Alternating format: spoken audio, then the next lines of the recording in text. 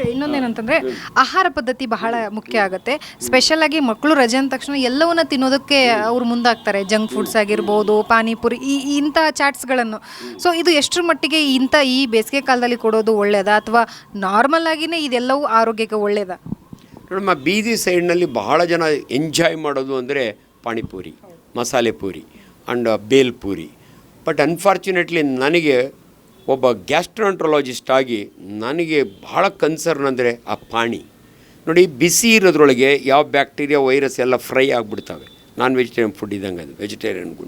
But unfortunately ಪಾನಿ ಇರುತ್ತಲ್ಲ, ಆ ಪಾನಿ ಒಳಗೆ ಅವನು ಬೆರಳಾಡಿಸ್ತಾ ಇರ್ತಾನೆ. ಆ್ಯಂಡ್ ಪಾನಿ ಒಳಗೆ ಬ್ಯಾಕ್ಟೀರಿಯಾ ಆ್ಯಂಡ್ ವೈರಸ್ ಈಜೊಡಿತಾ ಇರ್ತವೆ.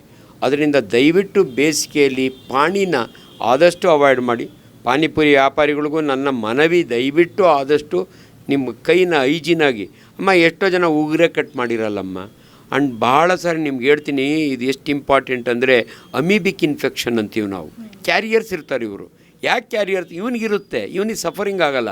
ಇವ್ನು ನೆಟ್ ಕೈ ತೊಳ್ಕೊಳ್ಳೋದ್ರೆ ಅಲ್ಲಿ ಇಲ್ಲಿ ಕೆರ್ಕೊಂಡು ಅದರೊಳಗೆ ಕೈ ಇಟ್ಟ ಅಂದರೆ ಅವನ ಅಮೀಬಿಕ್ ಇನ್ಫೆಕ್ಷನ್ ಬೇರೆಯವ್ರಿಗೆ ಬರ್ತದೆ. ಅದರಿಂದ ದಯವಿಟ್ಟು ಪರ್ಸನಲ್ ಹೈಜೀನ್ ವೆರಿ ಇಂಪಾರ್ಟೆಂಟ್. ಇನ್ನು ಕೆಲವರು ನಾನು ಎಷ್ಟು ಚೆನ್ನಾಗಿ ಹೇಳ್ತೀನಿ ಅಂದರೆ, ದಯವಿಟ್ಟು ಅಲ್ಲಿ ಅವನು 2 ಬಕೆಟ್ ಇಟ್ಟಿರ್ತಾನೆ.